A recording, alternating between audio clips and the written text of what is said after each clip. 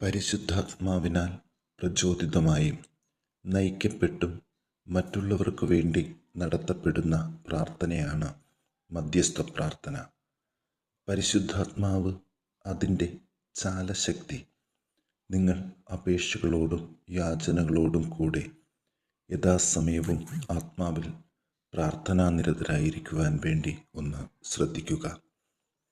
പ്രിയ പ്രേക്ഷകരെ, നിങ്ങളുടെ ജീവിതത്തിലെ ആവശ്യങ്ങൾ നിറവേറുന്നതിന് വേണ്ടിയുള്ള ഒന്ന് രണ്ട് പ്രാർത്ഥനകൾ ഇന്ന് നമുക്ക് ഈ ചാനലിലൂടെ ഒന്ന് പങ്കുവെക്കാം.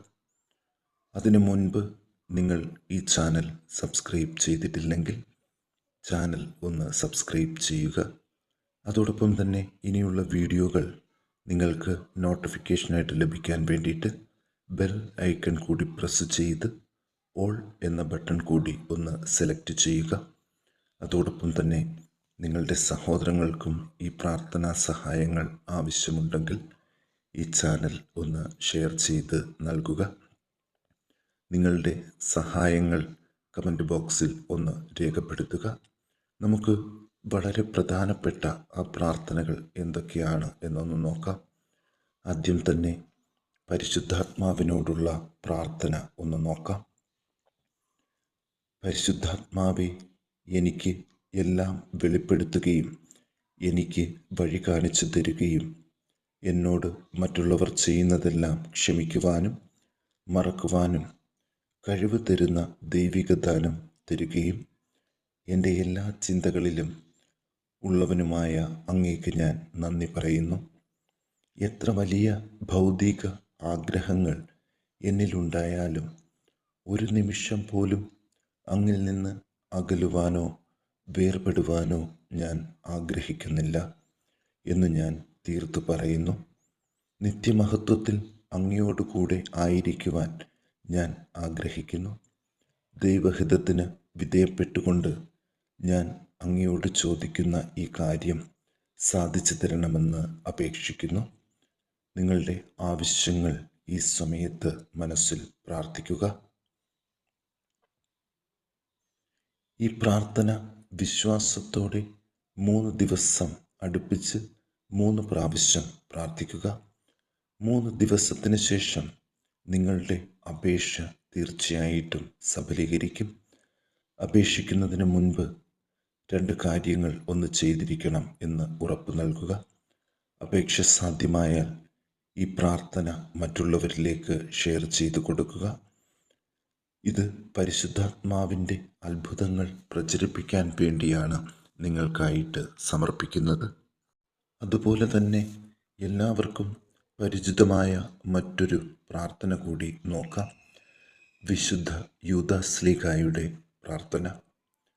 മിശിഹായുടെ സ്നേഹിതനും വിശ്വസ്തദാസനുമായ വിശുദ്ധ യൂദാശ്ലീഹായെ, ഏറ്റവും കഷ്ടപ്പെടുന്ന എനിക്ക് വേണ്ടി അപേക്ഷിക്കണമേ.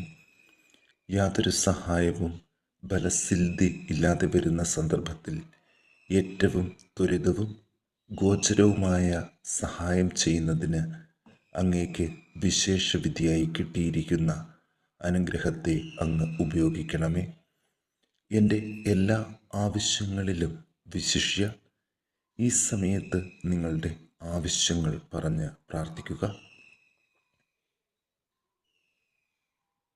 അങ്ങയുടെ സഹായം ഞാൻ അപേക്ഷിക്കുന്നു.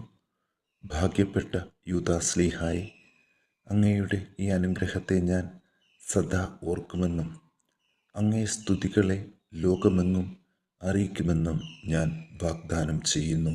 ആമേൻ. ദിവസം 9 പ്രാവശ്യം ഈ പ്രാർത്ഥന ചൊല്ലുക. 8-ാം ദിവസം നിങ്ങളുടെ പ്രാർത്ഥനയ്ക്ക് നിവൃത്തി ഉണ്ടാകും. 9 ദിവസം ചൊല്ലുക. അത് ഒരു കാലത്തും സഫലമാകാതിരിക്കില്ല എന്ന് വിശ്വസിക്കുക. ആമേൻ. ജീവിതത്തിൽ ഒരുപാട് കുരുക്കുകൾ മൂലം കഷ്ടപ്പെടുന്നവർക്ക് കുരുക്കഴിക്കുന്ന മാതാവിനോടുള്ളൊരു പ്രാർത്ഥന കൂടി ഒന്ന് പരിചയപ്പെടാം.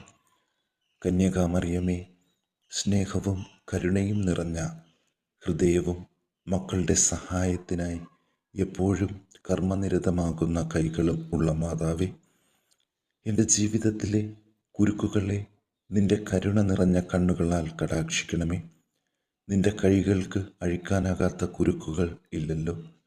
കരുത്തുറ്റ മാതാവേ, നിന്റെ കൃപയാലും നിന്റെ മകനും എൻ്റെ വിമോചകനുമായ ഈശോയുടെ പക്കലുള്ള നിന്റെ മധ്യസ്ഥ ശക്തിയാലും ഈ കുരുക്ക് നീ കയ്യിലെടുക്കണമേ.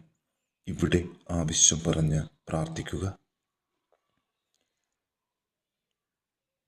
ദൈവമഹത്വത്തിനായി ഈ കുരുക്ക് എന്നേക്കുമായി അഴിച്ചു കളയണമേ അമ്മേ. എൻ്റെ ഈ അപേക്ഷ കേൾക്കണമേ. വഴി നടത്തണമേ. ഞങ്ങളെ എല്ലാവരെയും സംരക്ഷിക്കണമേ. ആമേൻ.